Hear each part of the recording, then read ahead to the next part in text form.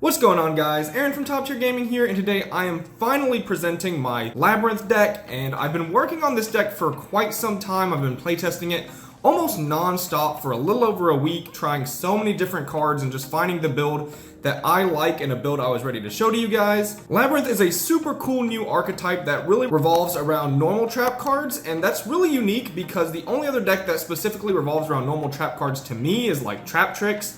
And this deck does have a very similar style, but with some unique twists and its own flair. The deck is really unique and super fun, and I'm going to be giving my thoughts about the deck and its current place in the meta as we go through the deck profile, so be sure to stay tuned through the entire deck profile so you can hear all about this deck and how it relates to the current meta. Before we get into this deck profile, I do want to let you guys know Discord link down below, along with all of our other social media links if you want to follow the channel more closely. Also, I'm trying to hit 20,000 subscribers by the end of next summer is sort of tentative date.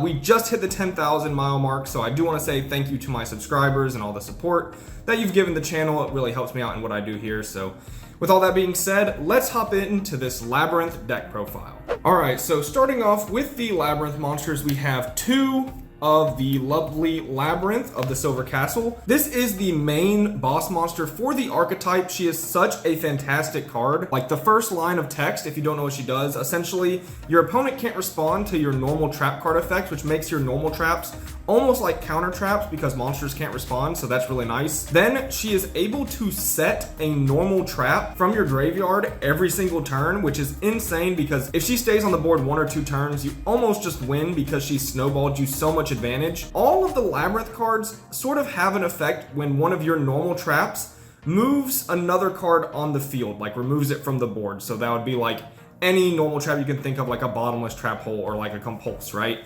And lovely Labrynth here gets to destroy a random card in your opponent's hand or a card they control, which is very good because it's non-targeting destruction. It can hit things in the hands. Honestly, she's a super fantastic card, and we do have to play 2 of her right now. Honestly, you wish you could play 1 because she is like not something you want to open in your opening hand. But until Darkwing Blast, when we get Lady of the Labyrinth, which is going to be fantastic for this deck, it honestly pushes this deck to like a whole different level once she releases. But until then, we have to sort of supplement like the lack of boss monsters we have with a second lovely Labrynth. And she's an amazing card, and I definitely think 2 is the way to go. Next, we have 2 Ariana.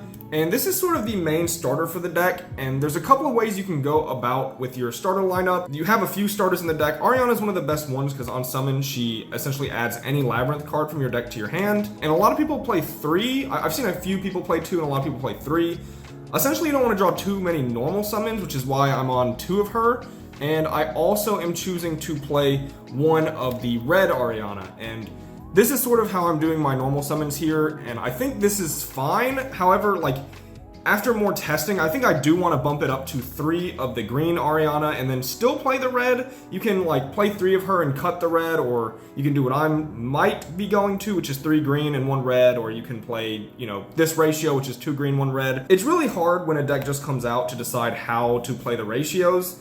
There are some games where I think I have too many normal summons, so I want to cut down on the package. And then there's some games where I'm like, but you need to draw a starter and I want to up it. So that's sort of the struggle here. I do think I will end up going to 3 Ariana, the green one. But this is the ratio I'm running right now. These cards are super good for starting your plays, although like the red one is a little weak to hand traps because you have to send a trap for cost. Ariana also can be hand trapped, but what's really good about her like getting hand trapped is she pluses like in multiple different ways. So even if she gets like effect Veilered on your effect to search, her second effect, and the red Ariana has the exact same second effect.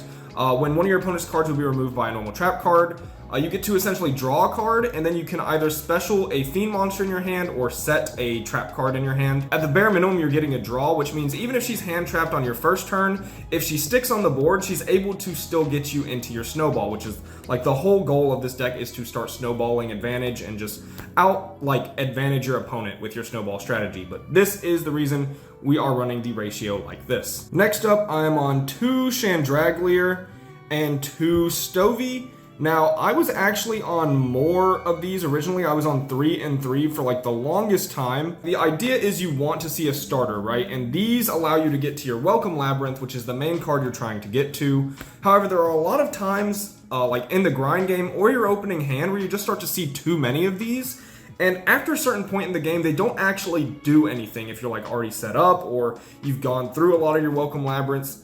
There comes a point where the diminishing returns on like Stovey and Chandraglier are just really, really bad. And I'm liking 2 and 2 right now. You still see them quite decently. I mean, you essentially have 4 copies of the same card. And these allow you to just really get your Welcome Labyrinth and your Labyrinth in rotation. Now, you do have to discard a card from your hand, so they do sort of eat advantage, especially in your early game. And that's why you want to play cards that sort of mitigate the discard and you get some value off of it. Yeah, I'm playing 2 and 2 right now, and I think this will definitely be the way to go post Darkwing Blast when Lady of the Labyrinth is released, but right now I think there's an argument for 3 and 3 as well. Before going on to the next card of the deck, I do want to sort of talk about Kuklok. I've seen a lot of people not play this guy, and I'm not playing it in the current build either, which is why, you know, it doesn't have a sleeve or anything. However, I think this card is phenomenal. Like, I was testing it for about 3 or 4 days, and the plays you can do with Kuklok are actually insane. But for right now, with the way the deck is and like what it needs, it's not a card you really want to open in a lot of your hands. So until Lady of the Labyrinth comes out, I think you don't play this. But once she's released, I think this card actually gets so much better and it can actually be super crazy. I think Kuklok deserves more testing and potentially deserves more love because I think he's a fantastic card, but it's just really hard to play him in the current iteration of the deck. 3, Absolute King Backjack. So this is one of the best cards in the deck because, you know, I was just talking about needing to mitigate the discards for Stovey and Chandraglier, and Backjack is one of the best ways to do it because, you know, when he's discarded, you essentially get to look at the top 3 cards of your deck, and if you hit a normal trap, you know, you place it on top, and on your opponent's turn, Backjack is essentially an interrupt. And what's really cool about Backjack in this deck is because Stovey and Chandraglier are quick effects, say you like open Stovey plus Backjack on your opponent's turn, you can quick effect use Torby effect discarding the Backjack, and then like set your Welcome Labyrinth, and then Backjack effect can find an interruption on your opponent's turn, essentially making like the combination of Stovey or Chandraglier plus Backjack a way to like almost be a hand trap, because you can find something like a Dogmatic of Punishment, which can now interrupt your opponent on their first turn, which is pretty insane. Backjack also just not like a terrible starter because there's a chance you could just normal summon him, make a link 1, and then potentially find Welcome Labyrinth or, you know, a good trap card for your opponent's turn. So 3 Backjack is a pretty good number. I've been considering 2 because, again, you don't want to open too many normal summons or monsters. So 2 Backjack is something I might go to in the future, but right now I am testing 3. That's it for the monster lineup. Now on to the spell lineup. We are on 3 Pot of Prosperity now. This is actually a deck where you can choose to run either Extravagance or Prosperity. I've seen a lot of builds actually prefer Extravagance to Prosperity. So if you can't afford Prosperity, you can definitely bust out your Extravagance, and it works perfectly fine in this deck. However, I am preferring Prosperity because I think Prosperity, like game 1, I would argue that Extravagance is actually like the better pot because you don't need to see anything specific. Just seeing an extra card is great. But game 2 and 3, especially in trap decks, I feel like Prosperity is mandatory. Going first game 2 and 3, if you do not see a card like Solemn Judgment or any way to stop a card like Lightning Storm, you are literally at the mercy of your opponent's opening hand. And I think Prosperity is too important post game 1 that I'd rather just main this and not main Extravagance. So if you have access to Prosperity, I feel like it's the better card. But again, Extravagance is actually a fantastic option for this deck as well. So sort of your choice whether you want to play Prosperity or Extravagance. 2, Labrynth. This is honestly, in my opinion, like the worst named card in the game. I just don't know why it's called Labrynth. Like, I guess it's like they were going for a play on words, but it's really just, it's like trying to rhyme alpaca with alpaca. It doesn't work. This is our field spell. I just had to get that little rant out of the way. This card is amazing. So essentially, when you activate Welcome Labyrinth gets an additional effect, which is to pop a card on the field. And that is absolutely fantastic because it means Welcome Labyrinth is not only a starter, but it procs every Welcome Labyrinth's effect because it's a normal trap that can move a monster off the field. And that's really good. And then the second effect is if you activate a non-Labyrinth normal trap, you can specially Fiend Monster from your hand or grave, which is fantastic for getting out cards like Lovely Labyrinth or Ariana that either went to grave or you have too many in your hand. Not only that, it can special really nifty fiend monsters that you can choose to play, like Chaos Hunter or the Dark Barrier statue. Now, we only play 2 because it's a field spell that doesn't do anything on its own. It's not like, how field spells are now. When you activate them, you add, X archetype card from your deck to your hand, like think of the Tear Element field spell. This card needs other cards to be, good. So you don't want to max it out at 3, but playing 1 is really tough because if anything happens to it, you sort of just don't have field spell for the rest of the game, and that's not something you want. Also, playing 2 means you're more likely to open it, but you more than likely will not open 2 of them. So I think 2 is a fantastic ratio for the deck, and that is how we are playing it. So for the bread and butter of the deck, we have the trap lineup, and we're starting off with our 3 Welcome Labrynth, and this is the main card of the deck. It's sort of like your Sanguine. That's sort of the best way to describe this card because it is really everything in your deck, and it's honestly fantastic, especially once you have field spell, because then it's just doing so much in one card, and it resets itself like any of the other Labrynth effects. When a normal trap destroys a monster or removes it from the field, it can just set itself from graveyard as long as it was already there for a turn, essentially.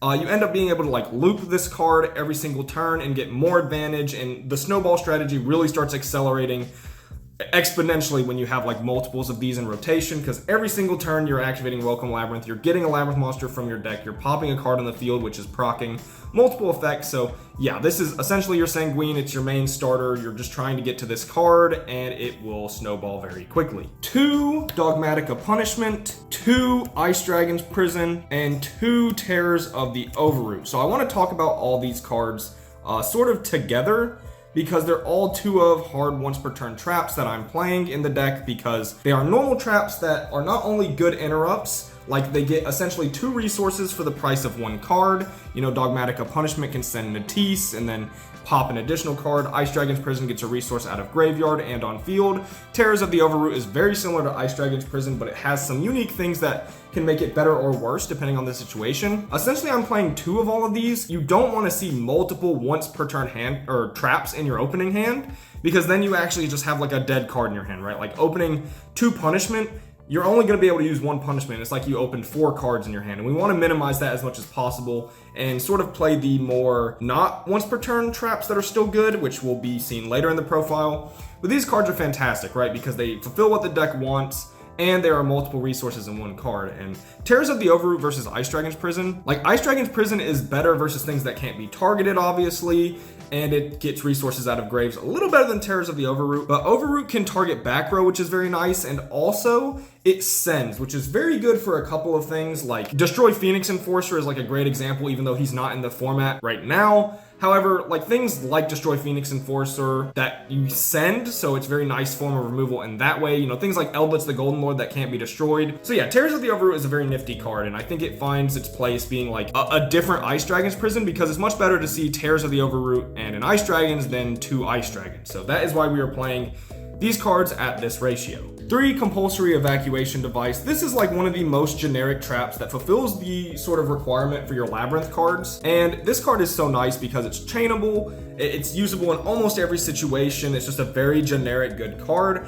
But because it sends things back to the extra deck, it's actually a very nice out to cards that are normally hard to deal with, like I guess Kaleido Heart, or things that when they go to graveyard, they get an additional effect. So being able to compulse certain things back to the extra deck is nice. This is a very generic card, and we are playing it at 3. Next, we have 2 Archfiend's Ghastly Glitch. Oh gosh, don't look at it. Yes, this is 2 Archfiend's Ghastly Glitch.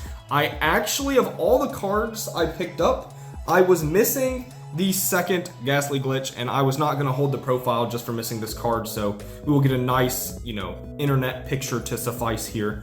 This card is phenomenal. It's like Dogmatica Punishment or Ice Dragons in the sense that it's a card that gets 2 resources for the price of 1, and it's not hard once per turn. So you might think, why not play 3 of this card? Well, the reason is you have to control a Fiend monster, which means there are game states where you will have this card, and it does nothing. Not only that, speaking of the Stovey, Torby, and Backjack interaction, or Chandragler, Backjack, when you need to use Backjack as sort of a hand trap on your opponent's turn, this is not a normal trap card you can hit and have it be an interruption, because you will not have a fiend monster on your opponent's turn. Yeah, so that is why I'm playing 2 instead of 3 of this. Essentially, the fact that you have to control a fiend means even though it's a fantastic card, I don't want to draw especially too many of this when I didn't see a fiend monster. So that is why we are playing 2.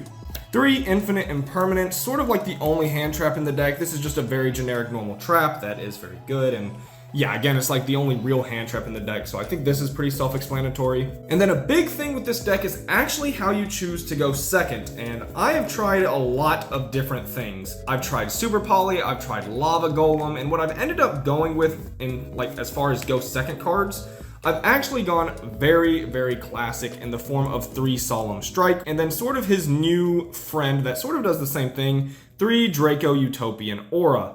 Now, these cards are essentially the same card when you're like, they are a counter trap that negates monster effects. Utopian Aura, you don't have to pay life points, but it only can affect monsters that activated on the field. So it can't hit things like Ash Blossom on your Welcome Labyrinth, can't hit effects in Grave. However, as far as going second, playing into a board, it is still phenomenal.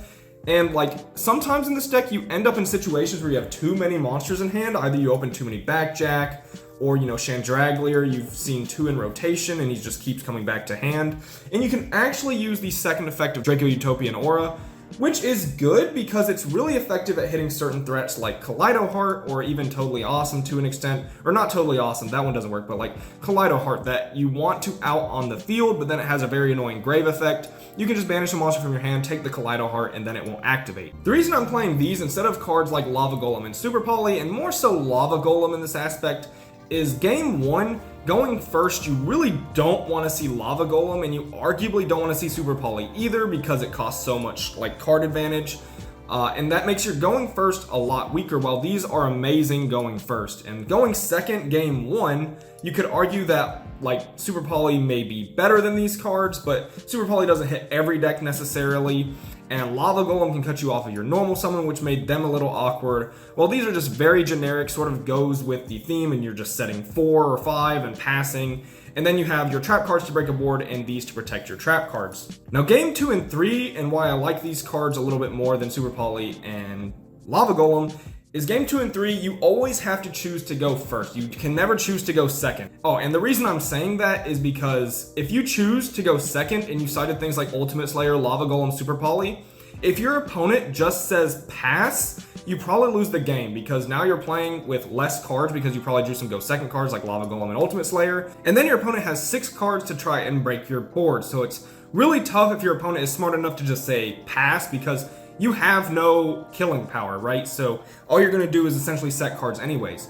And then a big problem I've found is game 2 and 3. Oftentimes my opponent would make me go first anyways, so it's really hard to like, I don't know, play Lava Golem and Ultimate Slayer for this reason, because you will just end up being caught with those cards. So things like Solemn Strike and Draco Utopian Aura that are very flexible where you can just set them going first or second and they're gonna be good, is why I chose to play this sort of go second package. On to the extra deck, which is gonna be pretty short and sweet because like your extra deck doesn't matter too much. Like there are some cards that will come up every now and then, but it's not like super important. And I'll give some other options that I'm thinking about playing, but I didn't have the cards for this profile. So we're gonna start off with our 2 Elder Entity Natisse. This is for Dogmatica Punishment. You sort of need Natisse in your deck. Then we have 1 Garura, which is also for punishment, but can be a good Super Poly target if you are playing Super Poly. I have 1 Cyberdark End Dragon, and this is like for punishment again. Now, oftentimes he won't come up, but there are some times with punishment that you just need a monster with super high attack, and this deck does have the flex space to play a card like this, you know, maybe out like a 4300 access code with punishment or something like that. Then I have some Super Poly targets. I have 1 Dragostapelia, 1 Starving Venom, and 1 Mud Dragon of the Swamp. Now these are of course only good if you're playing Super Poly, which I am currently citing. I think right now it's just still too good going second, and like even though I just gave my whole spiel about it, I think it's still a fine go second card because it also is okay at going first. But yeah, if you're not playing Super Poly, you can take these out, and I think most people will end up playing Super Poly, so these are the Super Poly targets I decide to run. Some Link 1s, I have 1 Link Karibo and 1 Relinquished Anima. These are just for your backjacks, and you know, Anima, if you catch your opponent slipping, can be like a good go second card. with Backjack, but of course you just need these to turn your Backjack into something so it can hit the graveyard turn 1. Then we have a Nightmare Phoenix and a Unicorn. With Welcome Labyrinth, you're actually locked into Fiend monsters from your extra deck, so I choose to play some utility Fiends that could come up. One Unchained Abomination, you know, if I need a very big monster. He's a fantastic card and he's a Fiend. And then one Underworld Goddess to potentially out like some really big threats like the Adagnister monster if I'm able to swarm the field enough, which there are some neat interactions, especially with like Stovey, where you can get multiple special summons and end up going into this to out something like a rival Cyberse. And that is it for the Link monsters. Then I have one Baguska, who is very funnily enough a Fiend, and a Zeus, just in case Zeus comes up. Now, something I'm not playing with the Xyz package that I think you definitely could, or maybe even should, be playing is the DDD package, where you're running a Wave King Caesar, a Marksman Kingtel, I think his name is, and the Deus DDD, that you can actually get like a 3-take Deus on your first turn if you start with the red Ari, special green Ari, and then, you know, Xyz up. I think that's a very good option. I have the cards in the mail, I just didn't have them for this profile, but do note that you could decide to play that. Alright, so that is going to do it for this Labyrinth deck profile. I hope you guys enjoyed. Labyrinth is still a very new archetype, so my build, even though I've just presented this, is forever still changing. And then once Darkwing Blast comes out, it will be changing even more, of course, because the deck will, you know, decide to play around Lady of the Labyrinth more often. This deck in the current meta, which I did mention I was going to talk about, it's sort of tough because I feel like this meta is a little too powerful for it, even though like it has like really good effects and it looks like it could keep up. It honestly struggles quite a bit right now. Like one of its better matchups I think are Tier Element, but other than that it can be very tough. And the way the deck plays, it can be a little clunky because you have to run Lovely Labyrinth, Backjack, a lot of these monsters that you could open up multiple of, and then your hand's very weak even going first. However, I think once Darkwing Blast comes out and we get Lady of the Labyrinth, the deck will be much better, because then you can run like Coup Clock, Lady of the Labyrinth strategies to really turbo out your snowball much faster every single turn. And I think it will honestly be pretty good post Darkwing Blast. But for now, I think it's a pretty strong deck, or like it's pretty okay. It does struggle sometimes, but honestly super fun, and I really like how unique it is. And you know, that is going to be it for this deck profile, so if you did enjoy, feel free to leave a like and subscribe. This has been Aaron from Top Tier Gaming. Bye, YouTube.